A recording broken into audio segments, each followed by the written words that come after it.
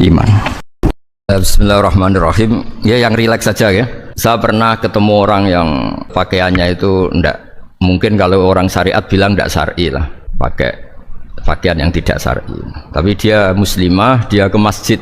Saya ditanya sama seseorang, Gus kok sama orang gitu mau bertemu? Saya bilang kenapa? Dia pakaiannya ndak islami. Oke, dia ndak pakaian islami itu nyata, tapi dia ke masjid itu islami, tetap sholat itu islami. Ketika dia ingin sholat dan tetap sholatnya pakai takbir, pakai rukuk, pakai sujud itu islami.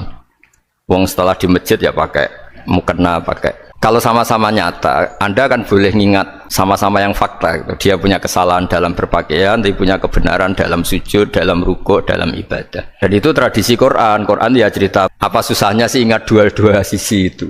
Sama bernegara atau bertetangga, kita bayangkan jangan bernegara dulu, terlalu luas, bertetangga saja ukuran, karena nanti sama, bernegara sama bertetangga itu hadisnya sama. Kita di kampung itu ya ada masjid, dan orang-orang yang nggak sholat juga nyumbang masjid, bahkan ada yang nyumbang masjid banyak terus tidak sholat, karena keramik saya sudah sholat katanya. Saya pernah ketemu orang model gitu itu ya ada.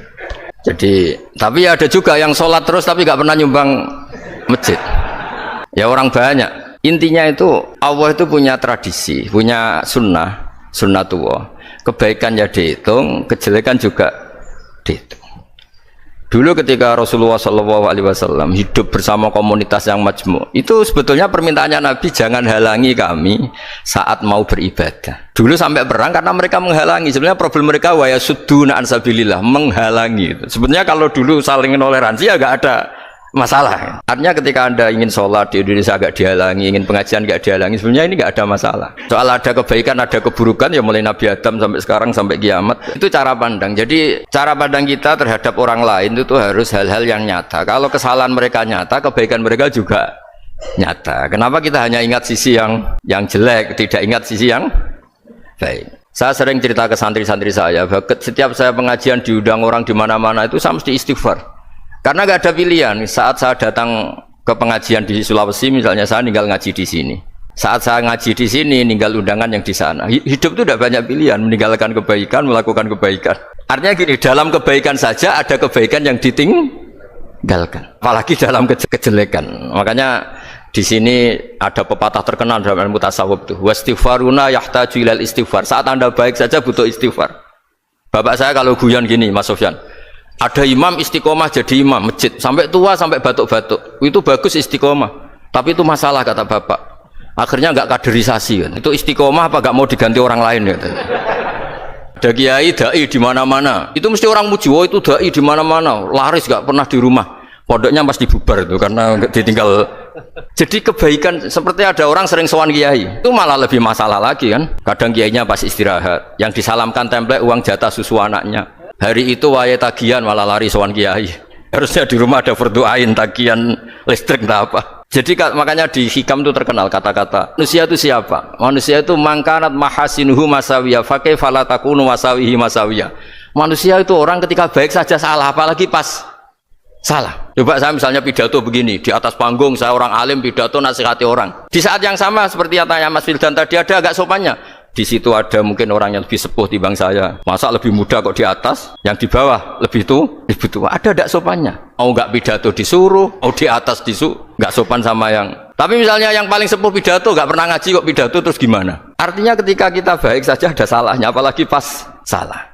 Sebab itu ajaran Rasulullah itu suruh berdoa Rabbana dzolamna anfusana. Sebelum minta itu merasa ya Allah kita ini mendolimi diri kita sendiri. Karena dalam pilihan-pilihan itu pasti ada salahnya. Coba misalnya Anda bangun masjid habis 2 miliar, yang harusnya 1 miliar sudah jadi. Terus nanti suatu saat ketemu Allah ditanya, itu ada orang miskin, fakir miskin, yatim. Andai kan kamu sumbang 1 miliar itu sejahtera semua. Gara-gara kamu bangun masjid terlalu mewah. Ya tapi kadang-kadang orang kebaikannya itu orientasinya bangun masjid, gak tertarik nyumbang fakir. Saat itu cara berpikir gitu mau apa? Tapi kalau dia mau luhur manusia terbaik karena bangun masjid 2 miliar, coba diaudit secara kepentingan syar'i. Penting mana dengan ngasih makan fakir miskin? Penting mana dengan menikahkan janda misalnya? Penting mana dengan pendidikan? Artinya masjid mewah orang nggak tahu halal haram, nggak tahu najis, nggak tahu cara sesuci, nggak tahu cara adzan yang benar. Terus penting mana untuk beli kitab sama dipakai masjid? Apa artinya beli kitab apa tapi nggak makan? Penting mana makan sama beli kitab? Ada auditnya. Makanya manusia itu ketika baik pun disuruh istighfar. Apalagi ketika salah. Nah, dengan perasaan seperti itu, kebencian pada orang lain luluh karena potensi baik pada orang lain ternyata tinggi dan potensi salah ke kita juga tinggi. Dilatih gitu. Jadi di Ihya itu ada kitab tawaduk. Kitab tawaduk itu dilatih, ketemu orang tua. Huwa aksaru ibadatan. Dia mesti ibadahnya lebih banyak karena lebih tua timbang saya. Pasti sholatnya lebih lama timbang saya. Ketika Anda sudah tua melihat anak-anak, huwa aqallu minni maksiatan. Mesti maksiatnya tidak banyak karena masih kecil. Terus ketika melihat orang fasik maksiat, mungkin Allah memberi tobat, bisa saja. Umar itu ingin bunuh Nabi, tapi Allah memberi tobat. Yang sowan kiai saja tidak mesti dapat tobat. Umar ingin bunuh Nabi, tapi Allah memberi tobat. Akhirnya ya tobat jadi Islam yang baik. Dalam sejarah Wali Songo, Kalijogo sowan Sunan Bonang itu ingin garong, tapi malah jadi muridnya jadi wali. Kalau Allah sudah menghendaki, tidak ada ya. Perang Uhud orang Islam kalah itu karena panglimanya siapa? Khalid bin Walid. Tapi dia malah yang dapat hidayah. Nah, sama orang yang sekarang Anda benci bisa saja Allah merencanakan ada apa? Hidayah di situ. Dan kita yang merasa benar jangan saja ada rencana Allah bikin kita su'ul khotimah. Na'udzubillah min dzalik, kan tidak pernah tahu. Dari tidak pernah tahu itu orang diusahakan tawadhu. Wa ma adri ma yuf'alu bi wala bikum. Kita tidak pernah tahu. Makanya meskipun saya ini kiai terus kata orang banyak itu ketok. Kalau istighfar ya nangis betul ya. Cuma kan nggak perlu di depan umum. Nanti ada penampilan kan ribet kan nanti. Sudah nangis nggak ikhlas, nggak mutu. Ya gitu ya.